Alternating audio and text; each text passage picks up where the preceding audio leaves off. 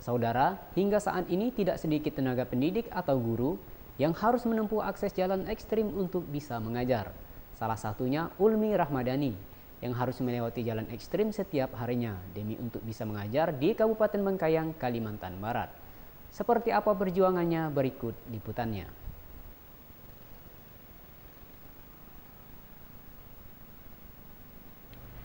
Adalah Ulmi Rahmadani, berusia 35 tahun, yang merupakan seorang guru di pelosok Kabupaten Bengkayang, Kalimantan Barat.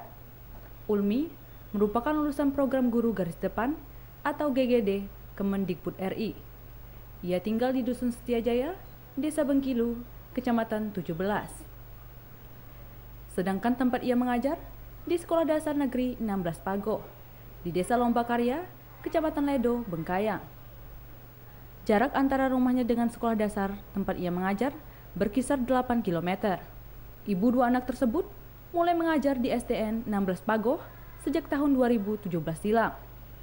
Untuk bisa menunaikan tugasnya mengajar, setiap harinya ia harus melewati akses jalan yang ekstrim, seperti jalan berlumpur, melewati jembatan kecil, sungai berbatu, bahkan harus menyeberangi sungai. Wanita asal Kota Padang, Sumatera Barat ini, dulu sebelum memiliki anak, ia pulang pergi ke sekolah dengan berjalan kaki selama 2 jam, melewati rute yang sama. Rutinitas itu ia lakukan sudah 7 tahun terakhir. Ulmi memilih tinggal di desa lain karena alasan ketersediaan listrik dan atas permintaan camat setempat. Lantaran di desa tempatnya mengajar, hingga kini belum tersedia jaringan listrik negara. Sinyal internet pun baru 2 tahun terakhir tersedia.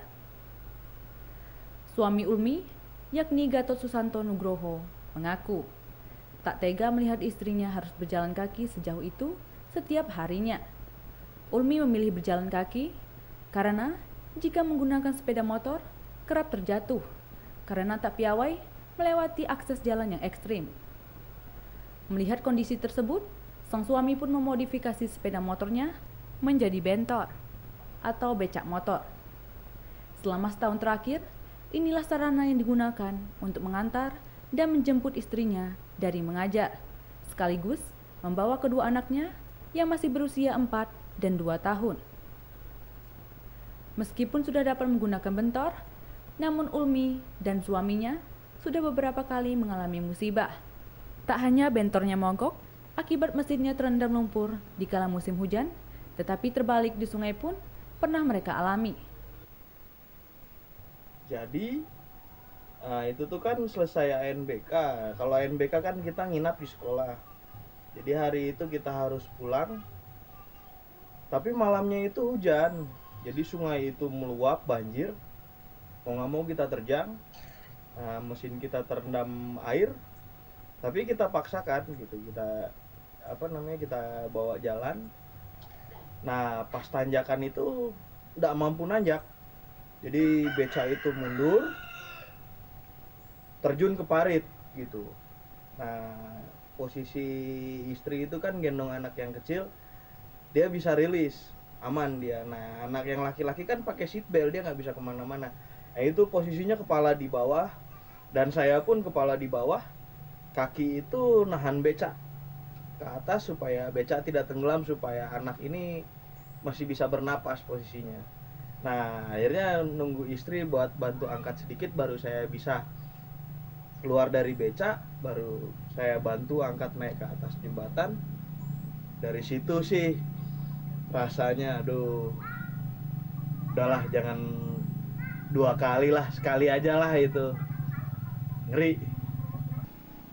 Namun, semangat Ulmi untuk mengajar tak surut oleh kondisi jalan yang entah kapan layak untuk dilewati. Kalau jarak sekitar 8 km. Kalau dulu jalan kaki ya sekitar 2 jaman. Lewat jalan lumpur, jalan tani, sungai, hutan. Ya lumayan melelahkan juga. Semenjak adanya bentor ini ya nggak perlu jalan jauh lagi. Kalau hujan bagaimana, Bu? Apakah berangkat sekolah atau tidak? Biasanya kalau hanya sekedar gerimis, kami tetap lanjut jalan sekolah. Namun jika hujannya besar, ya terpaksa libur. Karena sungai itu biasanya banjir, jadi tidak bisa lewat. Program Guru Garis Depan ini merupakan program afirmasi pemerintah Indonesia untuk pemerataan kualitas pendidikan di daerah 3T, yakni terdepan, terluar, dan tertinggal. Dengan menugaskan para guru muda lulusan sarjana di seluruh wilayah Indonesia yang berkategori 3T tersebut, diharapkan dapat mengatasi permasalahan kekurangan guru di daerah 3T. Tim Liputan, Ruwai TV, mewartakan.